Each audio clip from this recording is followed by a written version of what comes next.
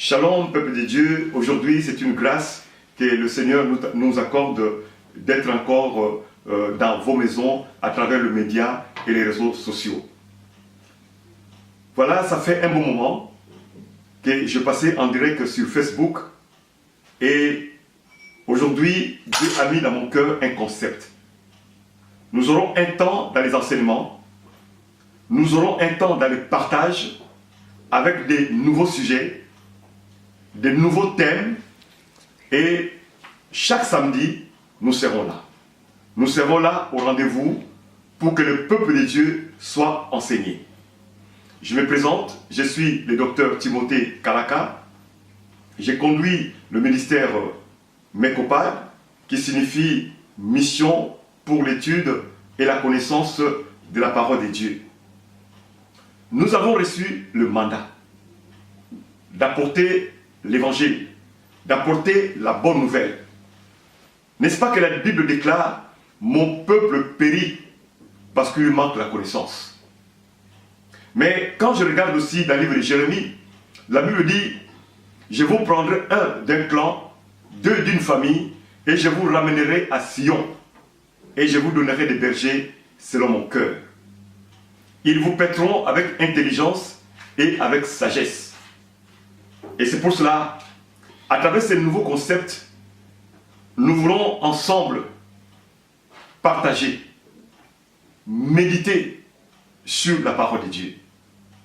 Donc, je vous demanderai d'être toujours présent et avec l'aide du Seigneur, nous allons atteindre notre but.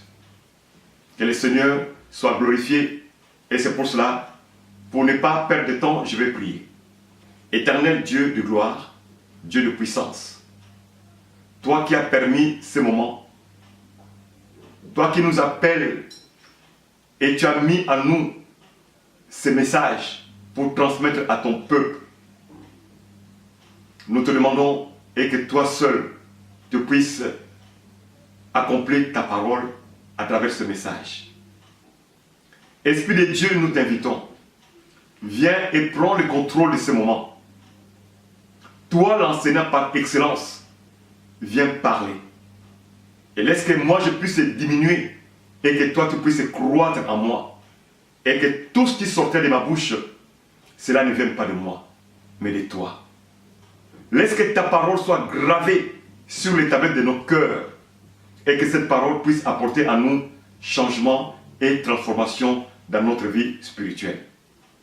Je bénis encore ton nom, je bénis ta présence. Gloire et louange à toi, au nom de Jésus. Amen. Et aujourd'hui, Dieu nous fait grâce d'aborder un thème intitulé « La peur ». C'est quelque chose qui est arrivé ou une situation qui t'est arrivée, qui m'est arrivée. Et devant cette situation, nous avons eu ce qu'on appelle la peur. Mais la peur elle-même, c'est aussi, en d'autres termes, la phobie. Et la phobie vient du mot grec « phobos », qui veut dire crainte irrationnelle ou démesurée. Mais vous savez, bien-aimés dans le Seigneur, chaque personne un jour a été confrontée par la peur. Mais la peur se manifeste par des expressions physiques comme la fuite. Parce que vous savez, bien-aimés dans le Seigneur, quand quelqu'un est confronté à la peur, la première réaction que nous avons tous, c'est de prendre fuite. Et en d'autres termes, ou en bon français, nous disons prendre la poudre d'escampette. Mais il y a aussi la nausée. Il y a la nausée, il y a la sueur froide qui se voit sur nos visages et le rythme cardiaque augmente. Et ça, c'est très important de comprendre ces choses. Mais en même temps, on peut aussi avoir des vertiges. Mais on peut aussi bien avoir ce qu'on appelle la paralysie. Et c'est pour cela, pendant cet enseignement, je conseille à nos bien-aimés de ne pas surprendre nos frères ou nos sœurs pendant qu'elles sont dans la méditation. Parce que rien qu'en touchant une personne, la personne peut contracter ce que nous appelons la paralysie. Nous connaissons dans la paralysie, nous parlons souvent de l'AVC. Mais ça, je ne parle pas de l'AVC, je parle seulement de la paralysie. Pourquoi? Parce que la personne a eu tellement peur. Et les organes vitaux peuvent être touchés. Voilà, bien aimé, pour comprendre ces choses. Mais Quand vous savez, bien aimé, il y a plusieurs sortes de phobies ou de peur. Parce que la peur peut être aussi un sujet qui est influencé par l'environnement. Je donne un exemple. Il y a plusieurs personnes qui sont dans les difficultés dans un endroit obscur ou dans un endroit restreint.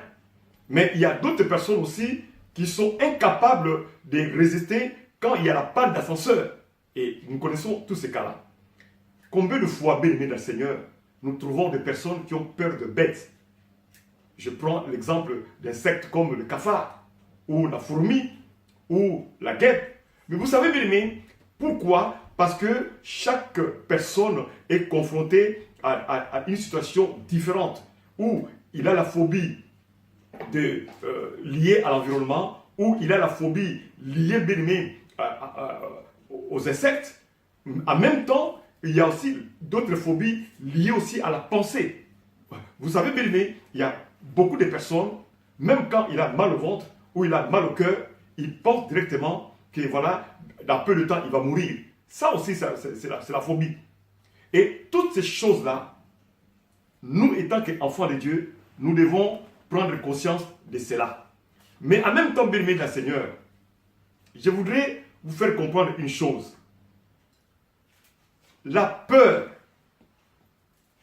en elle-même, c'est un sujet, comme je suis en train de l'aborder, on peut dire, voilà, bon, on connaît, nous avons déjà appris, mais quand nous entrons, là j'ai expliqué du côté physique, mais quand nous entrons dans les domaines spirituels, la peur a un sens très, très profond dans la spiritualité. Vous savez, bien aimé le Seigneur, un enfant, quand il est né, un enfant, comme nous disons, les enfants sont des anges. Un enfant est innocent. Un enfant n'a pas de problème. Un enfant n'a pas d'ennemi. Mais vous allez remarquer une chose. Même un enfant dans le ventre de sa mère, quand il y a une assiette dans la cuisine qui tombe par terre et ça fait un bruit énorme, l'enfant qui est dans le ventre sursaute. L'enfant a peur. C'est une réaction physique. Mais quand l'enfant vient dans le monde, étant petit, quand vous remarquez que l'enfant a dormant dans sa chambre, il fait des cauchemars. Chaque fois l'enfant pleure et l'enfant crie au secours. Bien aimé, au début, nous disons simplement à l'enfant, non, arrête. Pourquoi tu pleures? Tu es dans la paix ici dans la chambre, ou alors tu n'as pas envie de dormir. Mais bien aimé, il faut comprendre une chose. L'ennemi est rusé. Pourquoi j'ai dit que l'ennemi est rusé?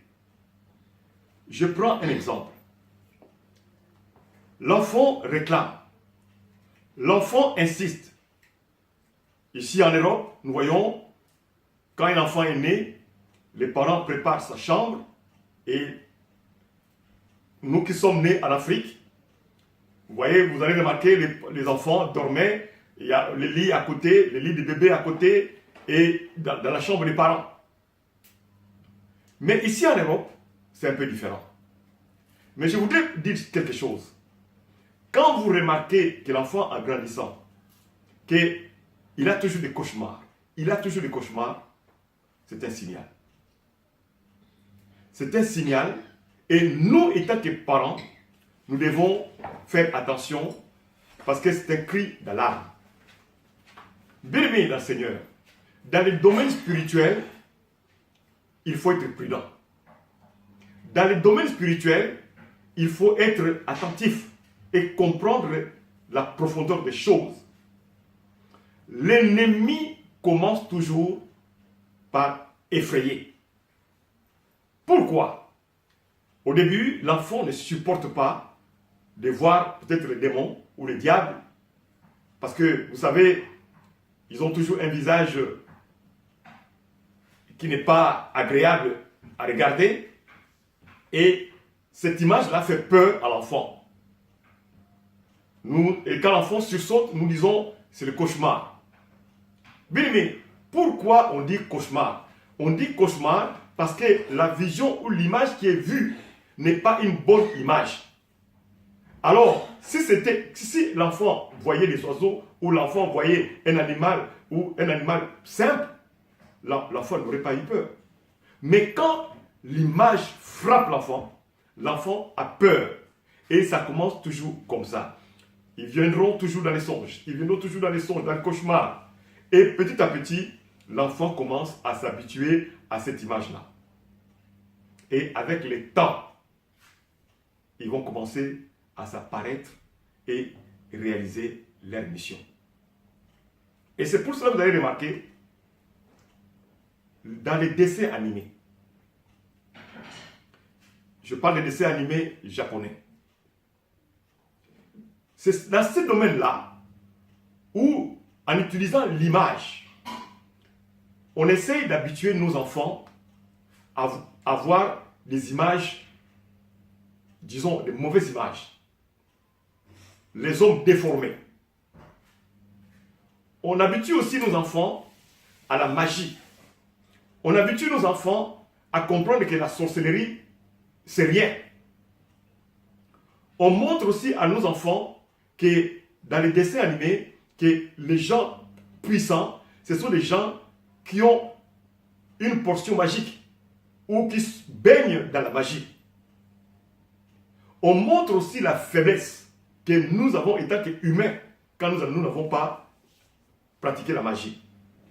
Et on montre aussi que les héros de ces films, c'est quelqu'un qui est vraiment ancré dans la magie. Et c'est comme cela que nos enfants, petit à petit, vont s'habituer à la magie, vont s'habituer à la sorcellerie, vont s'habituer à des choses rugueuses, et de là, ils n'auront plus peur. Ils commencent à s'habituer. Bien, Seigneur, vous allez remarquer une chose, que quand nous prenons même l'exemple de Goliath et David, Goliath faisait peur aux enfants d'Israël. Goliath était un géant. David était un jeune homme. Mais la Bible déclare, quand Goliath s'approchait du peuple d'Israël, lui étant que Philistin, tout le monde reculait et tout le monde s'enfuyait. Mais quand David a compris, et quand David a analysé les choses, David connaissait celui qui était en lui. Car celui qui est en nous est plus fort que celui qui est dans le monde. David dit, je viens t'affronter au nom de l'Éternel. Et c'est à ce moment-là que David a banni dans son esprit la peur. David ne voyait pas Goliath étant que géant. D'ailleurs, quand nous lisons dans la Bible, nous voyons que David compare même Goliath à un moineau, le plus petit oiseau. Et c'est là aussi, vous allez comprendre pour la deuxième fois, que quand Goliath se présente devant David, il vient avec l'intimidation. L'intimidation est faite pour faire peur à l'ennemi. Et ce sont les techniques que l'ennemi emploie aujourd'hui pour terrasser les enfants de Dieu. Vous savez, bien aimé le Seigneur, devant un combat, quand la peur est en toi, c'est déjà un signe de défaite. Vous savez, bien aimé le Seigneur, quand quelqu'un qui est au devant de toi est plus costaud, plus grand, plus costaud que toi, si en toi tu entretiens l'analyse humaine, alors qu'en toi il y a un Dieu qui est grand, à ce moment-là, la peur va t'envahir. Et la personne qui a la peur hésite. La personne qui a peur, même pour parler, vous verrez, il va parler, mais avec hésitation. Il va même bégayer. Et la personne qui a peur est hésitante. Et ce sont des signes qui montrent que la peur peut paralyser l'aptitude d'un homme. J'ai essayé un peu d'expliquer comment l'homme est paralysé par la peur. Mais là, nous allons regarder dans la Bible. Je lis au nom de Jésus, Matthieu chapitre 8 à partir du verset 23. Il monta dans une barque et ses disciples le suivirent. Tout à coup, une grande tempête s'éleva sur les lacs et les vagues passaient par-dessus la barque. Pendant ce temps, Jésus dormait. Les disciples s'approchèrent de lui et le réveillèrent en criant « Seigneur, sauve-nous, nous sommes perdus. » « Pourquoi avez-vous si peur ?» leur dit-il. « Votre foi est plus petite. » Alors il se leva, parla sévèrement au vent et au lac, et il se fit un grand calme. Saisi d'étonnement, ceux qui étaient présents disaient « Quel est donc cet homme pour que même le vent et les lacs lui obéissent ?» Bien-aimés, voilà un peu comment Jésus reproche les disciples par rapport à leur comportement. Comment se sont-ils comportés? Bien-aimés du Seigneur, il y a eu la vague qui s'est levée, il y a eu la tempête qui s'est levée, mais Jésus était là, dans la barque. Et les disciples avaient peur. Jésus dit, « Pourquoi avez-vous si peur ?» Il dit, « Homme de peu de foi, ou votre foi est petite. » Donc, si nous regardons, nous analysons les Écritures, nous voyons, bien aimé le Seigneur, que tous ceux qui ont cultivé la peur dans leur vie, leur foi est petite.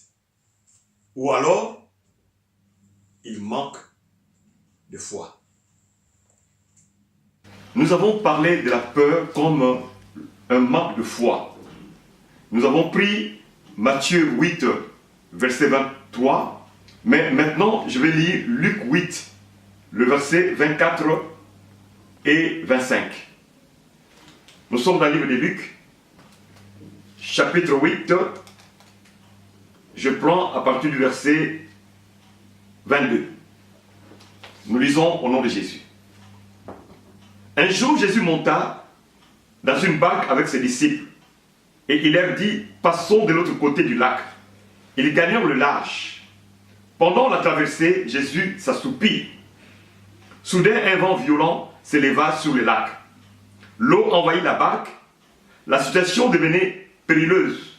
Les disciples s'approchèrent de Jésus et le réveillèrent en criant, « Maître, maître, nous sommes perdus. » Il se réveilla et parla sévèrement au vent et aux flots tumultueux.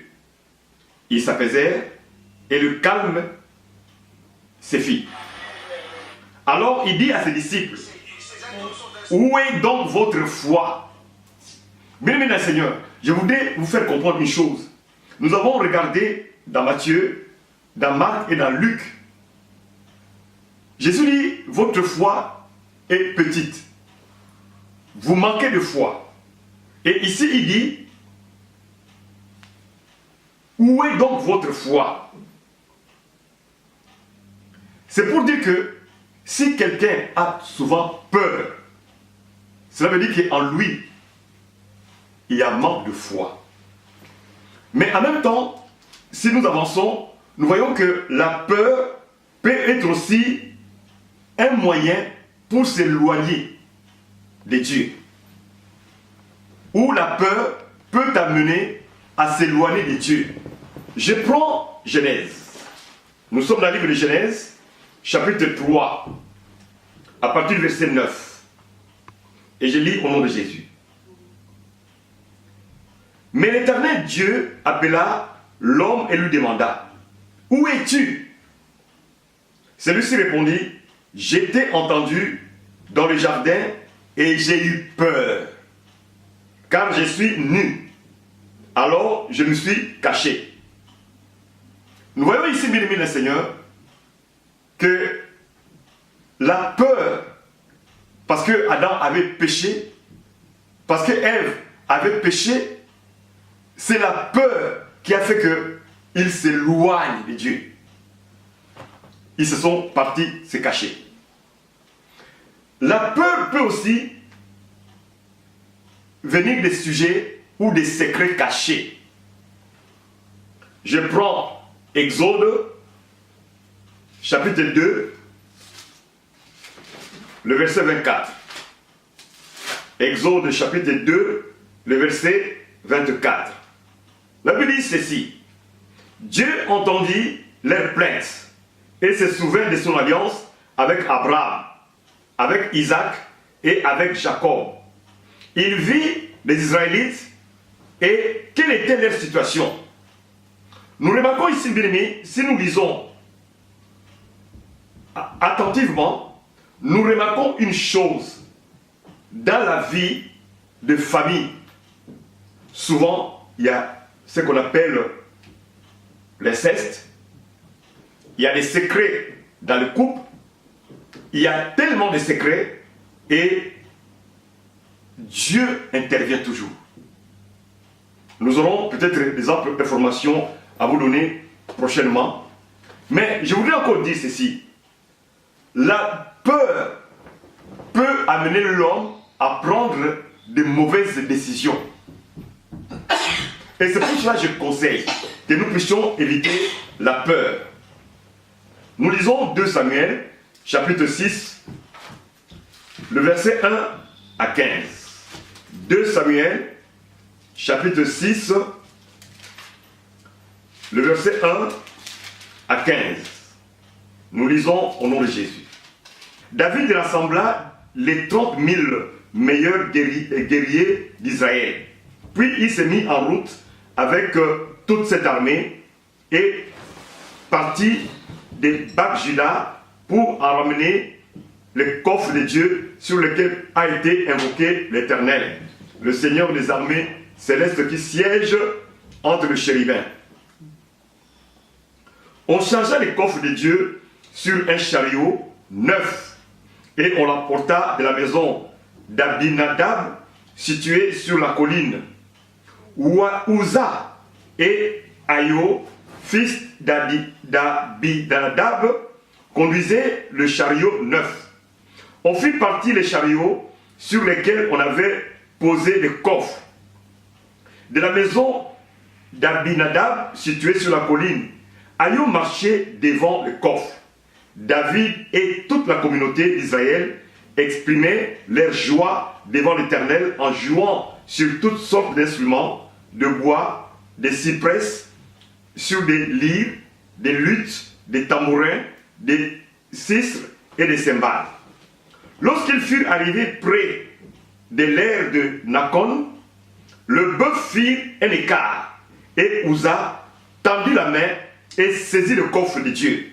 Alors l'Éternel s'est mis en colère contre Uza et Dieu le frappa sur place à cause de sa faute. Uza mourut là, à côté du coffre de Dieu. David s'irrita de ce que l'Éternel avait ouvert une brèche en frappant Uza et il appela ces lieux Péré-Uza, brèche d'Uza, nom qu'il porte encore aujourd'hui. Ce jour-là, David prit peur. Nous voyons encore le mot peur. David prit peur de l'Éternel et il se demanda: comment oserais-je faire venir le coffre de l'Éternel chez moi? Il renonça donc à transporter le coffre de l'Éternel chez lui, dans la cité de David.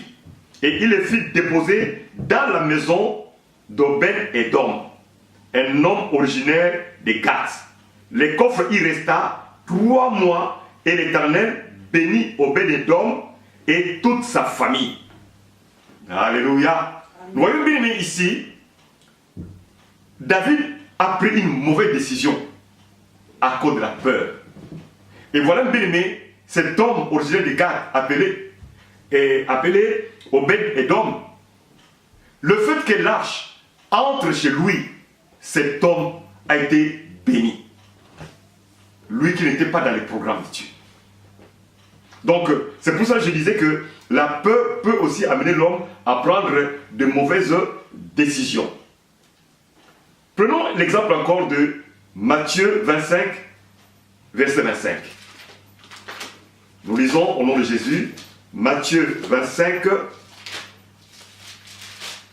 à partir du verset 25. C'est par rapport à la parabole de l'argent à faire fructifier. Nous sommes au verset 25. La Bible déclare: alors j'ai pris peur et je suis allé cacher ton argent dans la terre. Voilà, prends ce qui t'appartient. Mais son maître lui répondit: vaut rien, fainéant. Tu savais que je moissonne là où je n'ai pas semé et que je récolte là où je n'ai pas répandu des semences. Eh bien, tu aurais dû placer mon argent chez les banquiers et là, à mon retour, j'aurais récupéré le capital et les intérêts.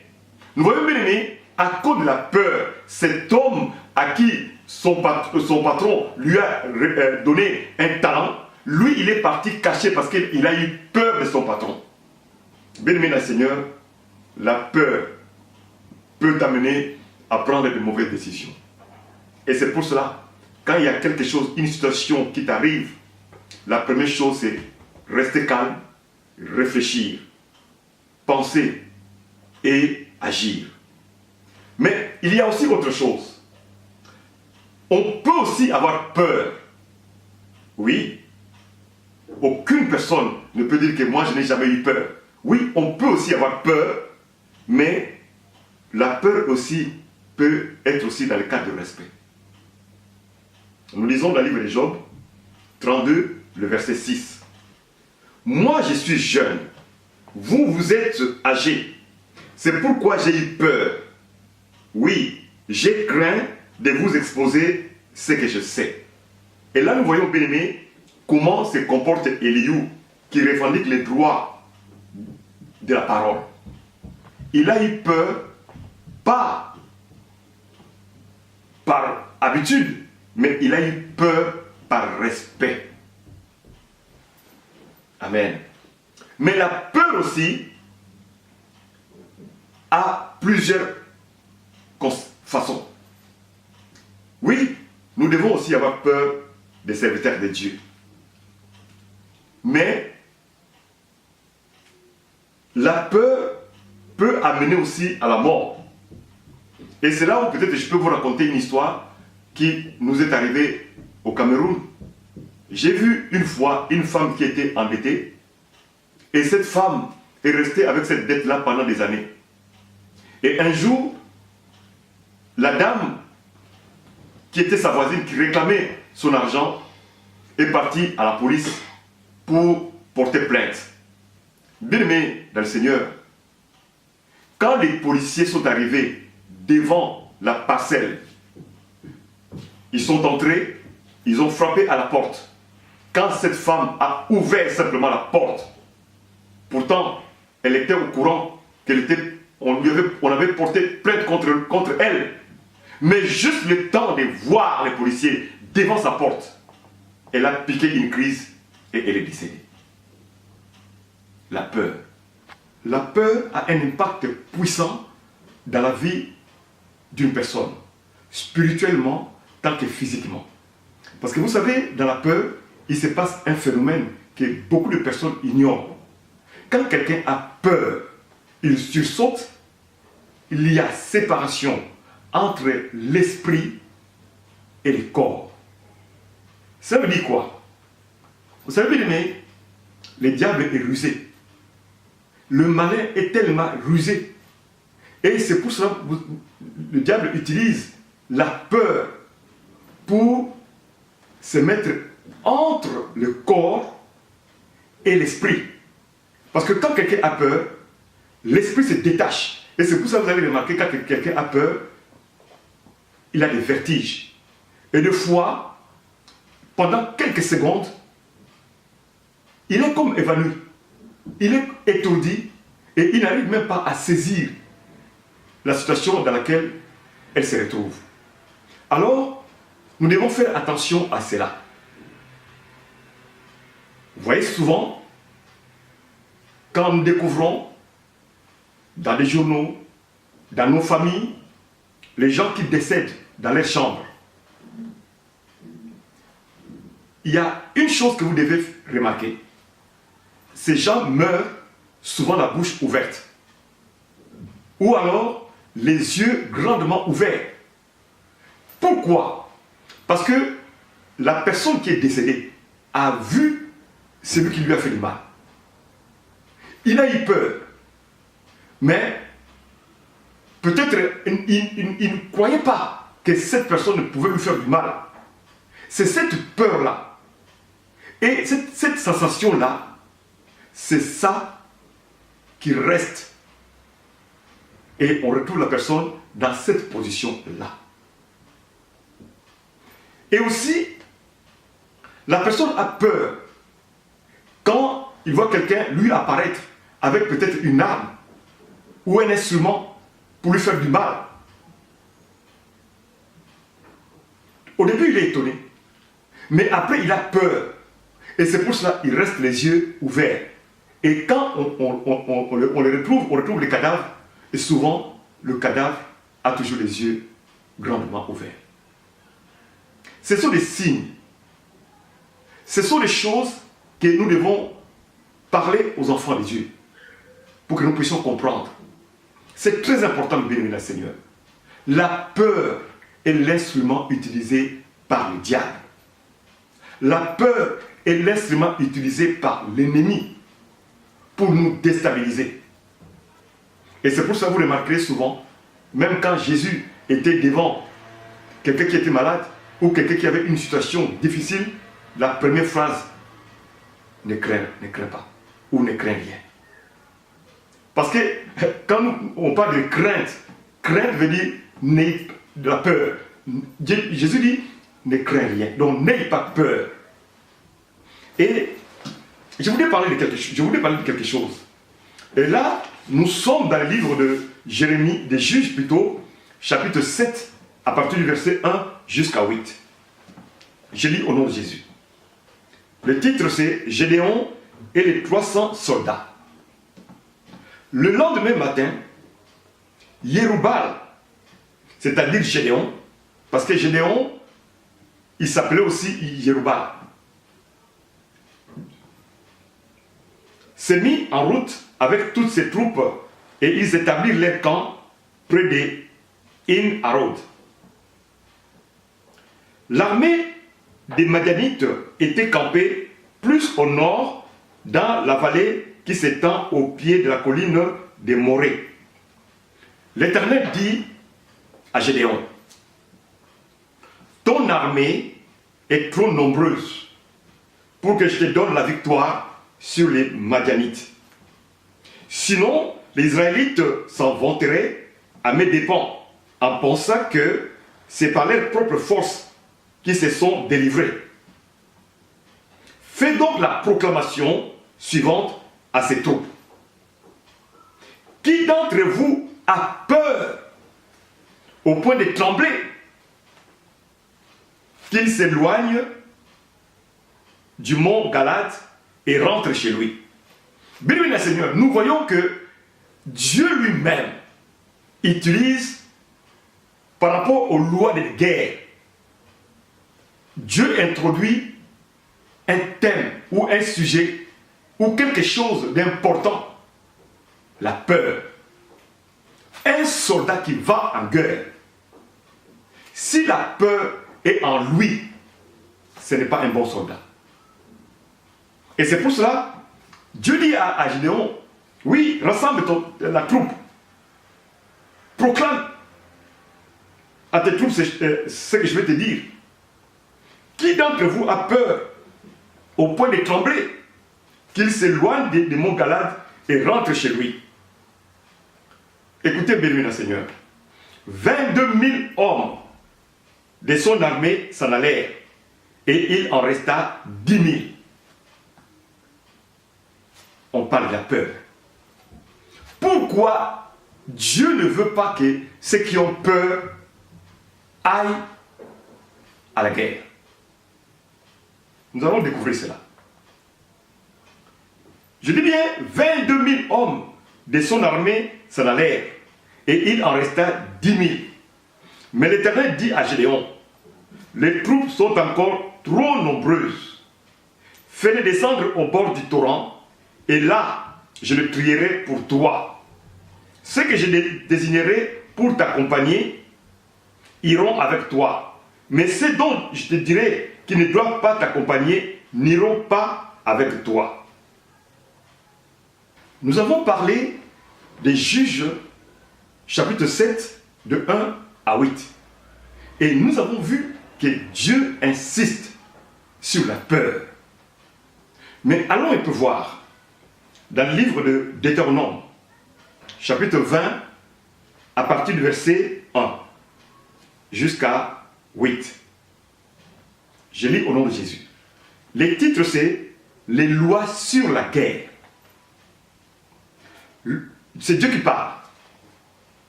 Lorsque vous partirez en guerre contre vos ennemis et que vous verrez des chevaux, des chars, des combats et une armée plus nombreuse que la vôtre, n'en ayez pas peur. C'est encore Dieu qui parle de la peur. Car l'Éternel, votre Dieu, qui vous a fait sortir d'Égypte, est avec vous. Quand vous serez sur le point d'engager les combats, le prêtre s'avancera et s'adressera aux armées. Il leur dira, soldats d'Israël, écoutez, vous êtes aujourd'hui sur le point de combattre vos ennemis. Ne perdez pas courage. En d'autres termes, n'ayez pas peur ou ne craignez rien. Il ajoute même, n'ayez pas peur. Ne tremblez pas et ne cédez pas à la panique devant vos ennemis. Car l'Éternel, votre Dieu, marche lui-même avec vous. Il combattra pour vous contre vos ennemis et il vous sauvera. Ensuite, les officiers s'adresseront aux soldats en ces termes. Y a-t-il parmi vous quelqu'un qui vient de bâtir une maison et n'y a pas encore habité? Qu'il rentre chez lui pour qu'il ne meure pas au combat et qu'un autre n'y habite pas le premier. Pourquoi, nous sommes sur le verset 5, pourquoi Dieu recommande, dit aux officiers de dire aux armées que si quelqu'un parmi vous est en train de bâtir une maison, mais parce que, bien aimé le Seigneur, si quelqu'un vient de bâtir une maison, la première idée ou la pensée qu'il a dans sa tête, c'est d'y habiter. Mais au moment où on lui parle que voilà, tu vas aller en guerre, bien aimé le Seigneur, cette personne ira en guerre. Mais sa pensée ne sera pas au combat. Il va se maîtriser, il va éviter de mourir, il va commencer un peu à se protéger, mais tout en se protégeant au dépens des autres. Alors que quand on va au combat, oui, on doit être disposé à tout. La vie ou la mort. Mais la personne qui a bâti une maison et qui a l'envie d'y habiter, il part en guerre. Bien aimé, il sera un sujet, mais un sujet de malédiction aussi pour les autres. Pourquoi? Parce qu'il ne peut pas se sacrifier pour ses coéquipiers. Il va chercher à se protéger et en se protégeant, il peut mettre ses coéquipiers en pâturage devant les ennemis. Écoutez encore au verset 6. L'un d'entre vous a-t-il planté une vigne et n'en a pas encore cueilli le premier fruit? Qu'il rentre chez lui pour qu'il ne meure pas au combat et qu'un autre ne recueille pas le premier fruit de sa vigne. C'est pareil. Bien, là où est ton trésor, c'est là aussi où sera ton cœur. Alors que quand nous sommes en guerre, notre cœur doit être dans le champ des batailles et non dans notre vigne. Et c'est pour cela, c'était une loi qui était instituée aussi pendant la guerre. Écoutez encore. Y a-t-il quelqu'un qui se soit fiancé et qui n'ait pas encore épousé sa fiancée, qu'il rentre chez lui pour qu'il ne meure pas au combat et qu'un autre n'épouse pas sa fiancée. C'est pareil. Mais quelqu'un qui est fiancé, qui va en guerre, toute sa pensée reste là où il vient. Il va commencer à penser à sa fiancée. Il va commencer à penser à ses projets avec sa fiancée, au mariage. Mais alors que nous sommes en guerre, il peut être aussi un danger pour ses coéquipiers. Et c'est pour cela que ces genres de personnes étaient écartés de l'armée, où ils ne partaient pas en guerre. Écoutez encore, verset 8. Puis les officiers diront encore aux soldats, quelqu'un parmi vous a-t-il peur et manque-t-il de courage? Nous, on parle toujours de la peur. Qu'il rentre chez lui pour ne pas démoraliser ses compagnons d'armes. Là, bien mettre dans le Seigneur, là on a bien ponctué. Parce que celui qui va en guerre, alors que dans ça, au plus profond de lui, il a peur, mais il risque de démoraliser les autres combattants. Parce qu'il va commencer à... C'est ce que nous voyons, bien aimé. Quand nous sommes dans une position où nous sommes dans des situations difficiles, bien aimé, quand tu demandes des conseils à quelqu'un et que cette personne-là commence à te parler en te disant non, fais attention, ah non, moi, un jour j'ai essayé, non, ça n'a pas marché, ou moi je n'ai pas réussi, bien aimé, la peur commence à t'envahir, bien aimé, tu es démoralisé complètement. Et ce que tu as décidé de faire, tu ne le feras pas. Béni le Seigneur, là, nous voyons les lois sur la guerre. Mais des lois, bien instituées par l'inspiration de Dieu lui-même. Parce que la peur démoralise. La peur amène en toi les doutes. La peur te déstabilise. La peur, bien-aimé, te rend incapable de raisonner. Et la peur, bien-aimé, paralyse même tes membres. La peur.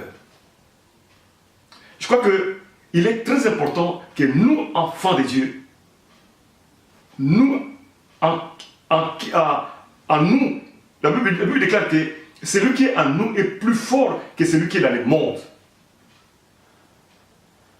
Pourquoi devons-nous avoir peur de l'ennemi? Dieu lui-même dit, je serai avec vous. Bien, mais nulle part où nous pouvons aller, Dieu sera absent. Il n'y en a pas. Il sera toujours avec nous. Il nous accompagnera. Il combattra pour nous. Et quand il combattra pour nous, la victoire est dans notre camp.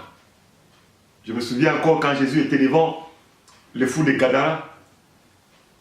Les démons qui étaient dans la personne ont dit, Jésus, tu es venu nous tourmenter avant le temps. Bien aimé, l'ennemi doit avoir peur de nous. Parce que celui qui est en nous est plus fort que celui qui est dans le monde. C'est lui, le lion de la tribu de Juda. J'apporte ce message à toute personne qui a peur. J'apporte ce message à toute personne qui n'arrive pas à maîtriser sa peur. Béni le Seigneur, nous avons un Dieu qui est puissant. Nous avons un Dieu en qui il n'y a pas d'échec. Il est prêt à tout. La Bible l'appelle l'Éternel Dieu des armées. Nous devons bannir la peur. Et c'est pour cela que Dieu dit toujours à ses enfants, ne crains rien, ne crains rien, ne crains rien. Quelle que soit la situation dans laquelle tu te retrouves, je te dis encore au nom de Jésus, ne crains rien. Quelle que soit la vallée de Baca où tu es en train de traverser, je te dis au nom de Jésus, ne crains rien. Quel que soit, bien-aimé, le fleuve qui te submerge aujourd'hui, je te dis simplement, ne crains rien. N'est-ce pas que Jonas était dans l'eau, dans l'océan, mais il y a un Dieu dans le ciel qui l'a vu. Et ce Dieu-là est capable de commander à un énorme poisson d'avaler Jonas et de le vomir au bord de la mer. Ne crains rien. Ne crains rien, mon frère. Ne crains rien, ma soeur. La situation dans laquelle tu es en train de traverser, pour toi, c'est une montagne. Mais pour Dieu, c'est rien. La Bible déclare, mon peuple périt parce qu'il manque la connaissance. Mais aujourd'hui, à travers ces messages, il y a une connaissance en plus qui s'ajoute en toi. Bannis la peur dans ta vie.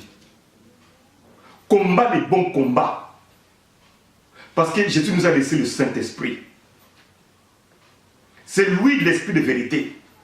C'est lui le Paraclet. C'est lui que nous devons appeler dans des situations difficiles. C'est lui qui nous accompagne aussi. C'est lui qui nous parle devant les situations difficiles. Je bénis toi qui suis ce message. Je te bénis toi qui aujourd'hui as disposé le temps pour suivre ce message. Sache une chose, la peur n'est pas de nous, enfants de Dieu. Et c'est pour cela que je déclare au nom de Jésus, loin de nous tout esprit de peur qui nous envahit et qui nous paralyse. Je le déclare au nom de Jésus. Bien-aimés d'un Seigneur, nous aurons tout le temps dans cette nouvelle idée que Dieu a mis dans nos cœurs pour apporter ces messages. Ces concepts, pasteur, enseigne-moi. C'est un concept nouveau. Nous aurons le temps de décortiquer la parole de Dieu comme le disciple de Bérée. Nous aurons le temps de partager, de lire et de parler de beaucoup de thèmes. Et le corps de Christ sera enrichi. Le corps de Christ sera béni. Je vous remercie d'abord pour votre attention parce que vous avez suivi ces messages. Que le Seigneur puisse vous bénir. Pour ceux qui veulent nous suivre ou nous contacter, vous trouverez nos coordonnées au bas de l'écran. Contactez-nous, appelez-nous et le Seigneur vous bénira à travers les enseignements et les nouveaux concepts que nous avons lancés. Et que le Seigneur vous bénisse. Prochainement, la semaine prochaine, nous allons nous retrouver et nous continuerons notre enseignement et que le Seigneur vous comble de ses bienfaits et que la grâce de Dieu soit sur chacun de nous. À la prochaine.